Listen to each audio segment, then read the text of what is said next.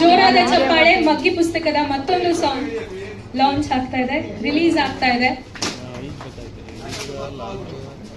ಮೊದಲನೇದಾಗಿ ಮಗ್ಗಿ ಪುಸ್ತಕ ಅಂದ ತಕ್ಷಣ ನಮ್ಗೆಲ್ಲರಿಗೂ ನೆನಪಾಗುತ್ತೆ ಇದು ಯಾವುದೋ ಚಿಕ್ಕ ಮಕ್ಳು ಸಾಂಗ್ ಅಂತ ಹೇಳಿ.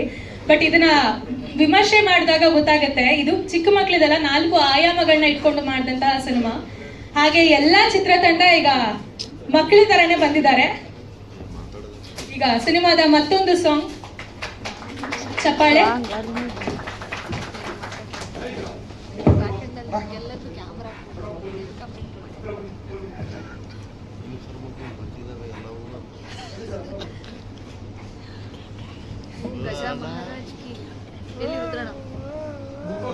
ಮಾಧ್ಯಮದವರ ಪ್ರತಿನಿಧಿಯಾಗಿ ಬಂದಿದ್ದಾರೆ ಜಗದೀಶ್ ಸರ್, ಧನ್ಯವಾದಗಳು ಸರ್.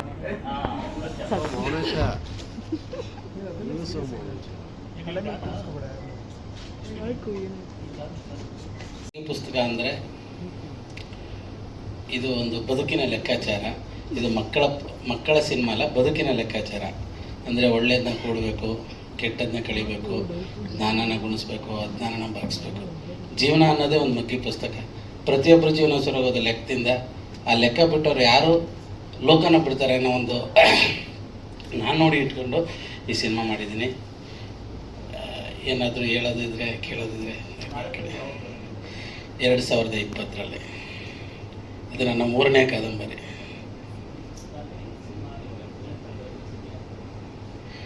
ಅದು ಕೊರೋನಾ ಕಾಲದಲ್ಲಿ ಆದಂಥ ಒಂದಷ್ಟು ವಿಚಾರಗಳನ್ನ ಕಾದಂಬರಿಲಿ ಮೂಡಿಸಿದೆ.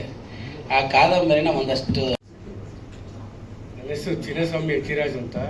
I am basically technical graduate. ಇದು ಮೊದಲನೇ ಸಿನಿಮಾ ನಂದು. ಇನ್ನೊಂದು ಈ ಸಿನಿಮಾ ಮಾಡಬೇಕು ಅಂತ ಹೇಳಿದ್ರೆ ನಾನು ತುಂಬ ಕಷ್ಟಪಟ್ಟೆ ಬೆಳೆದಿರೋದು. ನಾನು ಚಿಕ್ಕ ವಯಸ್ಸಲ್ಲಿ ರ್ಯಾಂಕ್ ಸ್ಟೂಡೆಂಟ್.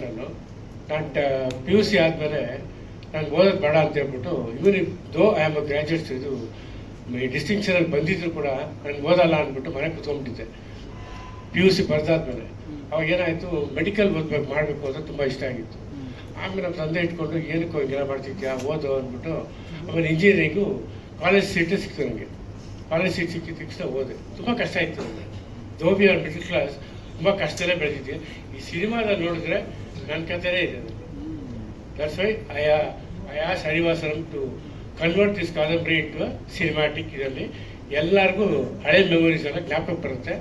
ಆ್ಯಂಡ್ ನೀವೆಲ್ಲ ತುಂಬ ಸಂತೋಷ ಪಡ್ತೀರಾ. ಸಿನಿಮಾ ನೋಡಿ, ಇದು ಮೊದಲೇ ಸಿನಿಮಾ, ಇದಕ್ಕಿಂತ ಜಾಸ್ತಿ ಹೇಳೋಕ್ಕೋಗಲ್ಲ. Please, it's a musical journey. ಇದು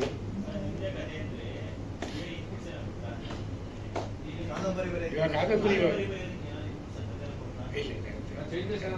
ಏನು ಚೇಂಜಸ್ ಇಲ್ಲ, ಎಲ್ಲ almost. Thank you sir. Thank you. Yashas Nachappa, ಮಗ್ಗಿ ಪುಸ್ತಕ ಸಿನಿಮಾದ music director. Yes sir. 17 singers sir, ದೊಡ್ಡ ಮ್ಯೂಸಿಕ್ ಸಿಂಗರ್ಸ್ ಆಡಿದ್ದಾರೆ. So I have just given a small voice sir, ಅಷ್ಟೇ ಸರ್. ಅವ್ರನ್ನೆಲ್ಲ ಕನ್ವಿನ್ಸ್ ಮಾಡೋದು ದೊಡ್ಡ ಕಷ್ಟ ಸರ್. ಆ್ಯಕ್ಚುಲಿ ನೀವು ಎಲ್ಲರೂ ಒಂದು ಅಪ್ಪನ ಸಾಂಗ್ ನೋಡಿದ್ದೀರಿ. ಚೌಕ ಮೂವಿದಲ್ಲಿ almost they have given the best song sir. ಅಪ್ಪ ಐ ಲವ್ ಯು ಪಾ. ಸೊ ಕ್ರಿಯೇಟಿಂಗ್ ದಿಸ್ ಅಪ್ಪ song was really challenging sir. Correction ಮೇಲೆ ಕರೆಕ್ಷನ್. ಆಮೇಲೆ ಶರಣು ಗಜ್ಜನಗಡೆ ಅವ್ರು ಬಂದು ಲಿರಿಕ್ಸ್ ಬರ್ದು, ನಾನು ಟ್ಯೂನ್ ಫೈನಲ್ ಮಾಡಾದ್ಮೇಲೆ ಲಿರಿಕ್ಸ್ ಬರೆದ್ರು. ಅದಾದ್ಮೇಲೆ ತಿರ್ಗಾ correction. But after that in the end ಒಂದು ಟ್ಯೂನ್ ಉತ್ತು. So that journey continued. So there's a beautiful journey behind this music. Yes sir. Mobile songs. So ಈಗಿನ ಜನರೇಷನ್ ಮೊಬೈಲಲ್ಲಿ ಒಳ್ಳೇದಿರುತ್ತೆ, ಕೆಟ್ಟದಿರುತ್ತೆ ಸರ್. ಬಟ್ ಕೆಟ್ಟದಕ್ಕೆ ಜಾಸ್ತಿ ಒಲವು ಆಗ್ತಿದೆ ಸರ್. ಸೊ ಅಂಥದ್ರಲ್ಲಿ ಈ ಮೊಬೈಲ್ ಸಾಂಗಲ್ಲಿ ಮಾಡಿದ್ದು. ಇದಕ್ಕೂ ಮುಂಚೆ ನಾನು ಕನ್ನಡದಲ್ಲಿ 2 ಸೀರಿಯಲ್, ಹಾಗೆ ತೆಲುಗಲ್ಲಿ 2 ಸೀರಿಯಲ್ ಮಾಡಿದ್ದೀನಿ. ಆಮೇಲೆ ಕನ್ನಡದಲ್ಲಿ ಬೇಬಿ ಮಿಸ್ಸಿಂಗ್ ಅಂತ ಒಂದು ಸಿನಿಮಾ ಕೂಡ ಮಾಡಿದ್ದೀನಿ. ಸೊ ಇದು ನನಗೆ ಆ್ಯಕ್ಚುಲಿ ಒಂದು ತಾಯಿ ರೋಲ್ಗಿಂತ ಇದೊಂದು ಚಾಲೆಂಜಿಂಗ್ ರೋಲ್ ಅನ್ನೋದು ಅನಿಸ್ತು. ಸೊ ಹೌದು, ನೀವು ಹೇಳ್ದಂಗೆ ಅಲ್ಲಿ ಆ ಥರ ಕಾಣಿಸ್ತೀರಾ, ಇಲ್ಲಿ ಈ ಥರ ನನ್ನ ಡೈರೆಕ್ಟರ್ ಅಂತ ತೋರಿಸಿದ್ದಾರೆ. ಆ್ಯಂಡ್ ಅದರಲ್ಲಿ ನನಗೆ ಖುಷಿನೂ ಇದೆ, ಯಾಕಂದರೆ ನಾನು ಚಾಲೆಂಜಾಗಿ ತೊಗೊಂಡು ಮಾಡಿರೋದಕ್ಕೆ ಐ ಆಮ್ ಹ್ಯಾಪಿ ಫಾರ್.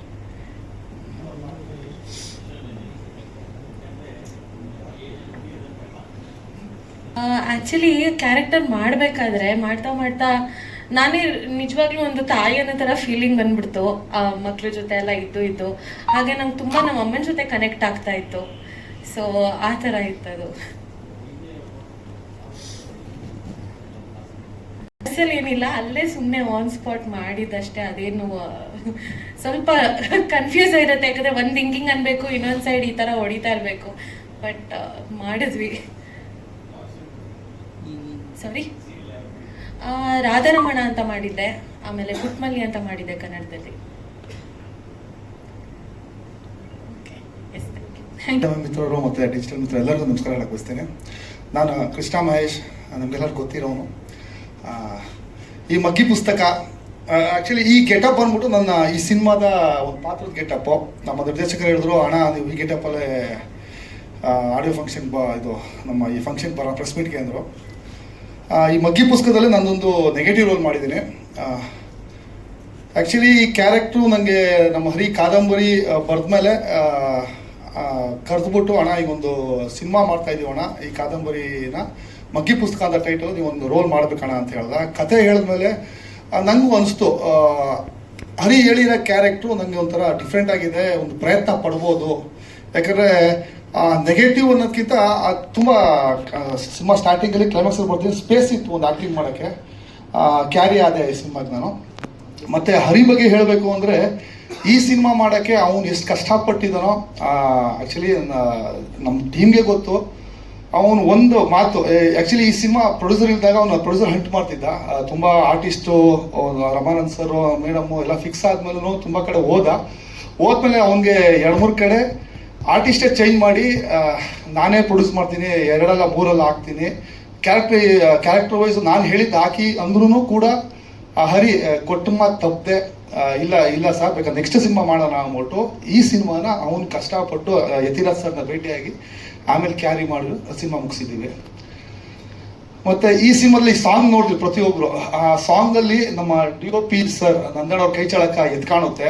ಇಡೀ ಸಿನಿಮಾದಲ್ಲೂ ಅವರ ಪ್ರತಿ ಫ್ರೇಮಲ್ಲೂ ಅವರ ಕೆಲಸ ಎದ್ದು ಕಾಣುತ್ತೆ.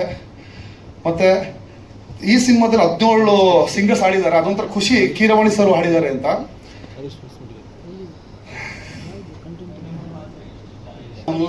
ಆರ್ಟ್ ಕಮ್ ಕಮರ್ಷಿಯಲ್, ಅಂದ್ರೆ ಬ್ರಿಡ್ಜ್ ಮೂವಿ ಥರ ಫಸ್ಟ್ ಶಂಕರ್ನಾಗ್ ಸರ್ ಮಾಡ್ತಿದ್ದಾರೆ ಮೂವೀಸ್. ಆ ಟೈಪಲ್ಲಿ ಆರ್ಟ್ ಕಮ್ ಕಮರ್ಷಿಯಲ್ ಡೈಮೆನ್ಷನ್ ಹೋಗುತ್ತಣ್ಣ.